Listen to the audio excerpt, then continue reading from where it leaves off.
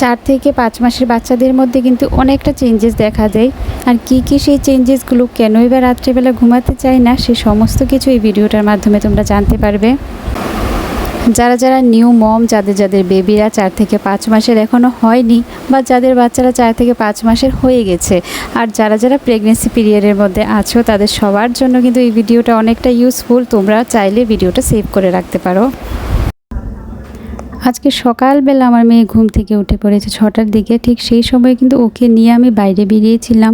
রাস্তাতে একটু ঘুরে এলাম। মর্নিং ওয়াক করার পর ঘুরে এসে দেখি আমার বোন রেডি হচ্ছে, কলেজে যাবে। ওকে দেখে জানো আমার মেয়ে পাগল হয়ে গেছে ওর কোলে যাওয়ার জন্য। আজকাল জানো যাকে দেখে তার কোলে যেতে চায়, কারণ সবাইকে ভালোবাসতে চায়।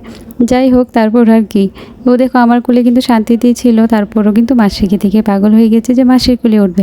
কোলে ওঠার একটু সময় পরে কান্না শুরু করে দিয়েছে, কারণ ওর ভীষণভাবে ঘুম পাচ্ছে। আমি দেখো ওকে ঘুম পাড়িয়ে দিয়েছি। এখন সকালে এত যদি ঘুমায় তাহলে কিভাবে হবে, কারণ রাত্রেবেলা ঠিকভাবে ঘুমায়নি। হ্যাঁ, 4 থেকে 5 মাসের বেবিরা যখন রাত্রেবেলা ওদের ঘুম আসে তখন যেন ওরা কি করে, ওরা ঘুমাতে চায় না।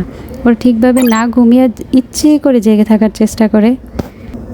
এই যে ভিডিওটা দেখতে পাচ্ছ, তখনও রাত্রেবেলা ঘুমাচ্ছিল না, সেই সাথে কিন্তু আমিও জেগেছিলাম। আমার মতো যদি তোমরাও এরকম কিছু ফেস করে থাকো আর চিন্তা করছো যে কেন এরকম হচ্ছে, আমি তোমাদেরকে বলছি। আর আমার এই ভিডিওটার মধ্যে তোমরা জানতে পারবে যে কেন বাচ্চারা এরকম করে। একটা মেইন কারণ জানো কি, অনেকগুলো কারণ আছে, সমস্ত কারণই কিন্তু স্ক্রিনের মধ্যে লেখা আছে। আমি মেইন কারণগুলো তোমাদেরকে বলছি। সবচেয়ে প্রথমে একটা মেইন কারণ হলে ওদের কিন্তু তখন দাঁত যে ওঠে, টিথ ডেভেলপমেন্ট হয় ভেতরে, সেই কারণে কিন্তু আস্তে আস্তে মাড়িগুলোর মধ্যে ব্যথা হয়। আর 6 থেকে 8 মাসের মধ্যে কিন্তু নিচের যে সেন্ট্রাল ইনসাইজের দাঁতটা, সেটা উঠবে।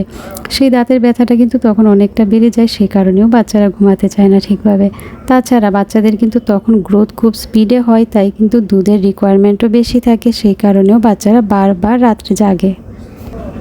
তাছাড়াও সেই সময়ে বাচ্চারা কিন্তু উল্টো হতে চায়, উপর হতে চায়, ওরা নতুনভাবে সমস্ত কিছু দেখতে চায়, বুঝতে চায়, এক্সাইটেড থাকে সব কিছু নিয়ে। সেই কারণে কিন্তু বাচ্চারা ঘুমাতে চায় না, কারণ বাচ্চারা চায় যে আমরা আরও যেন দেখতে পারি, আরও বুঝতে পারি, খুব এক্সাইটেড থাকে।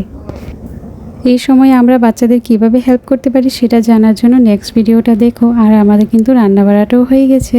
আমি এখন সবাইকে ব্রেকফাস্টটা দিয়ে দেবো, আর ভগবানকে ভোগ দিয়ে আমি নিজেও প্রসাদটা পেয়ে নেব। মা বাবাকে দেখো ইনসুলিনটাও দিয়ে দিয়েছে, সেই সঙ্গে কিন্তু সুগারটাও টেস্ট করে নিয়েছে। থ্যাংক ইউ দেখার জন্য। রাধে রাধে।